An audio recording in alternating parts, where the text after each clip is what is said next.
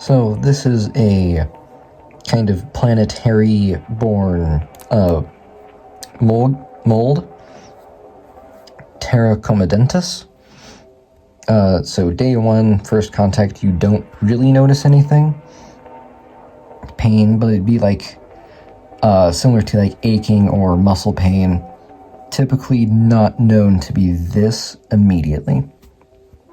We make a big jump to year 31. This is when the first sign of the infection is shown. It is typically just slight discoloration similar to a bruise. There is like some mental stuff, but it is usually not noticeable yet. Usually most people will think it's just a small bruise, one of those that you just kind of get. Don't really know how. Now, year 32 is the point where it's a problem. Typically around one limb has been entirely covered with the mold. It has reached the brainstem at this point. At this point, it is considered colonus once it reaches the brainstem. So technically, it could infect the entire rest of the body, just not the brainstem, and still be in the patet stage. Lots of behavioral things. You'll be a lot more like irritable. You'll stay away from people. You will generally experience not normal things. You will also eat a lot more to just accommodate the extra growth that's going on.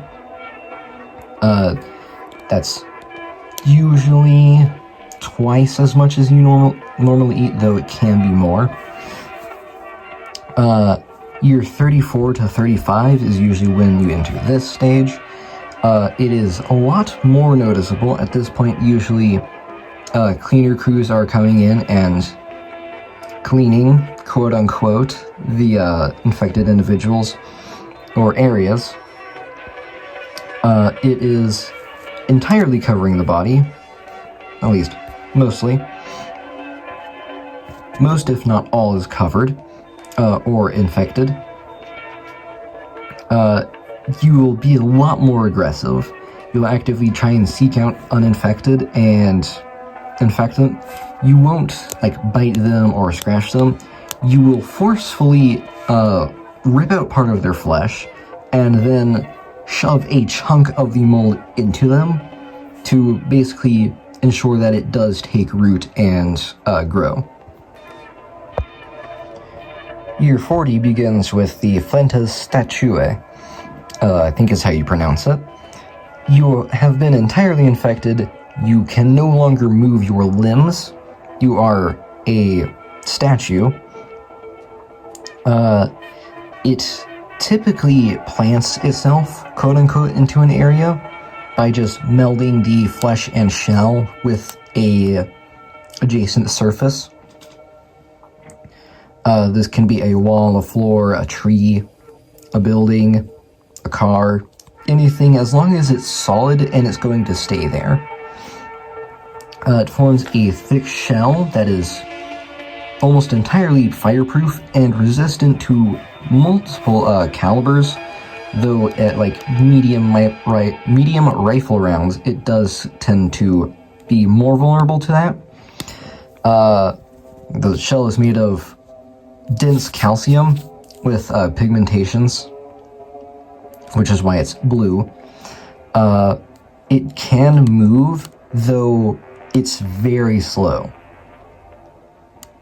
It's usually like 1 inch per day that it can move, though it can move to different areas, but once it is planted into an area, it can no longer move. You can often hear voices coming out of these, though it is just thought to be hallucinations. The Fingunt Alvum is what happens when a group of these conjoin. They will almost always just gather in a specific area and will stack on top of each other or just gather around. They don't necessarily always have to stack like this. They can just be a kind of field of them and have the same effect. Now, these can be multiple layers tall, up to roughly 20, like 20 individuals in height, though this is rarer than it just being around 10-ish. It roots into the ground and will begin to spread, connecting a lot of the colony and forming a communication network to basically spread out resources, more deeply infect areas, and communicate when like a threat is nearby. If one of these is formed on a planet, it is considered a lost cause and is in turn typically burned to the ground, as well as bombed to the ground, because this is hard to get rid of, because it roots into the area in a like 50,000 mile area. That's a big area to have to like do this for, and typically about 100 of these can form in any given area within this 50,000 miles. So, a lot of them. But they're not really that much of a threat. If you want to, you could destroy them very easily. It's just, it's more worth it to just burn it all. So the first variant, Sol Lavator, is the main energy production of the colony. So these happen when the Parasitus vivus differentiates into a different variation. In this case, it differentiated into a 349-2. You will develop plant-like features, such as green or purple pigmentations from chlorophyll, and you will be compelled to find large open areas, typically higher up than others, and you will attempt to be in like the center of any given colony. This is not like rare, but it's not common either. You will definitely see them if you go to a colony, but you won't see them all the time. The next stage, Radix, is year 37 to 41, so around the time when the Fingunt albums start to form. The limbs will start to elongate. That includes the head and spinal cord.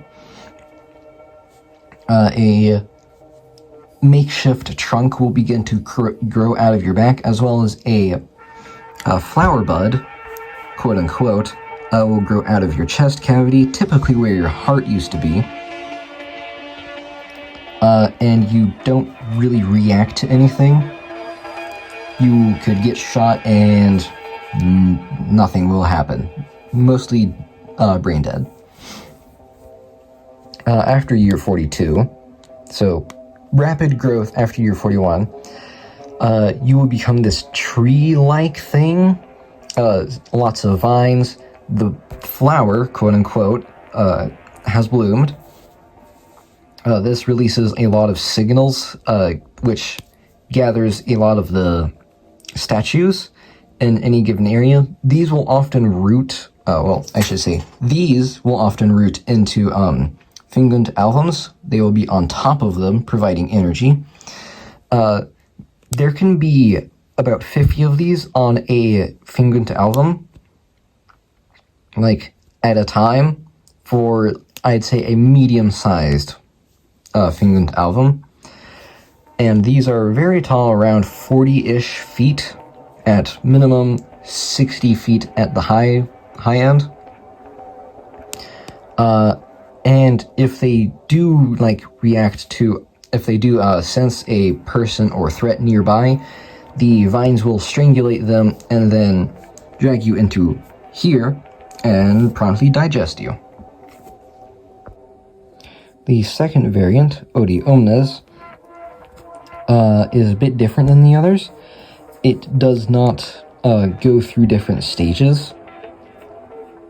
It instead uses different just variations of the same thing. So both Gladius and Clava will happen simultaneously, usually around year 35, and will continue to be made regardless of how long it has been since the colony has formed.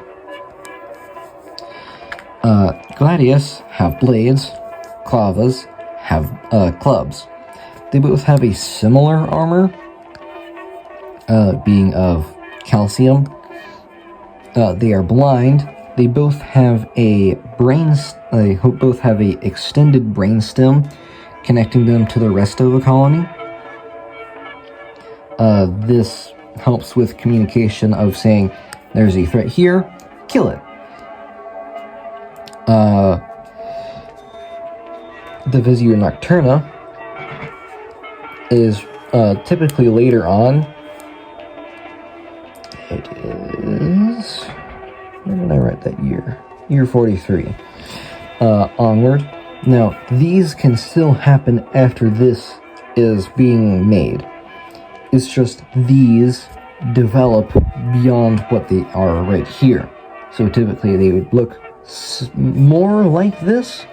Not exactly, though. They would still have the brainstem and only on their dominant arm. And if you are ambidextrous, it will be on both limbs. Though with the Clava, this does not help in one way because it has to have even more stuff to support that. Though it does help with the weight dispersion, as this is very one-sided. This midsection has to be more bulky to support that extra weight and the weight imbalance. The Visio Nocturna is around 15 feet tall. It has a blade along with a club on the back of said blade on both limbs. This usually grows out of the wrist. And both hands are still intact with opposable thumbs. Though it's not used for a lot of things, mostly just climbing and mobility.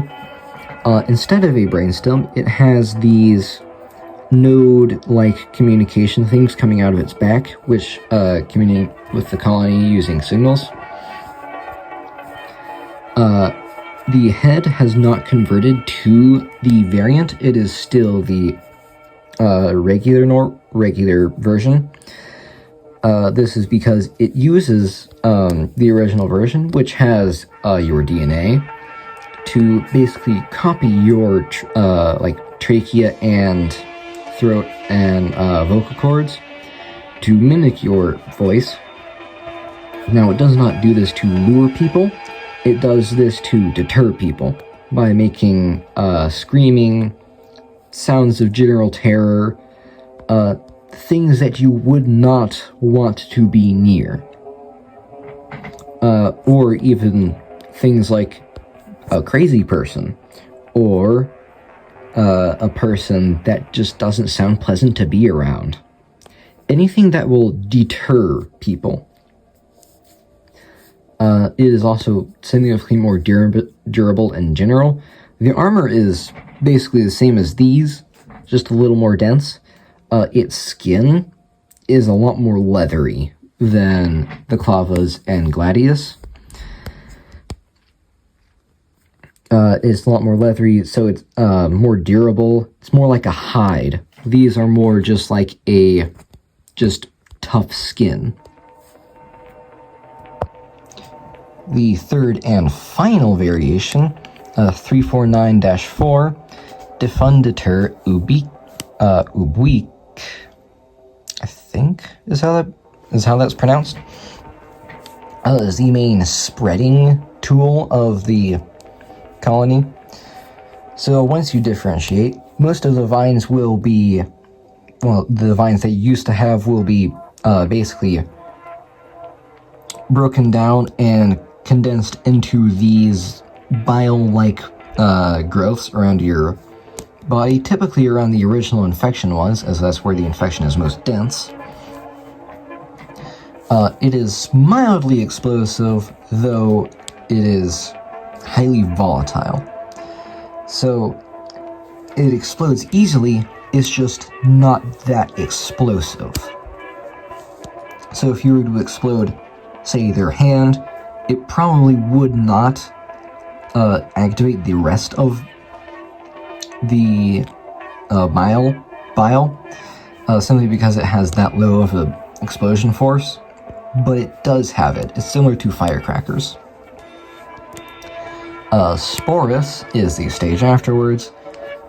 This is one of the longer stages from year 38 to 45. It is now dispersing spores. This one was just simply producing it. This is when it actually begins to disperse. It smells foul near these. It smells like rotting flesh. It smells like waste. It smells just... Imagine the most horrible thing you can imagine. That's how bad this smells. The spores are dense enough to where you can see it, like a fog. You can taste the spores in your mouth when you breathe it in.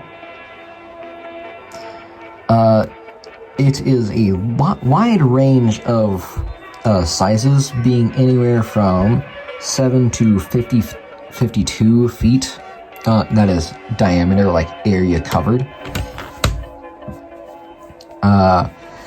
And it's not fun being this, because you cannot move, as the rest of the colony has begun to root into it, into the bile, to help produce more spores by connecting this to the soul navitor ones.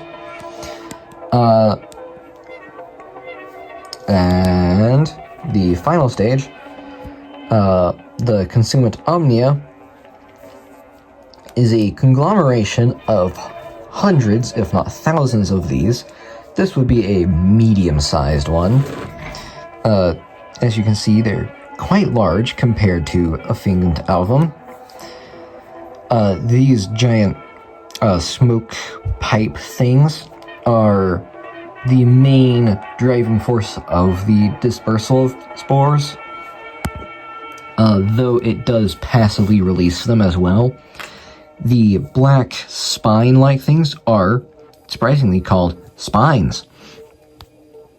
They help it not collapse in on itself and give it more defense. Each one can be around 7 to 12 feet in thickness, and can survive, and not survive, but protect against many different things, including like heavy artillery and bombardments. Though if you do shoot the pipes, it does not really protect against those, as that would restrict the dispersal. If a planet ever has one of these, it is considered a lost cause and everything is burned. Normally when one of these is formed, it's like, okay, we burn that part. If one of these is formed, it's, okay, we burn all of it.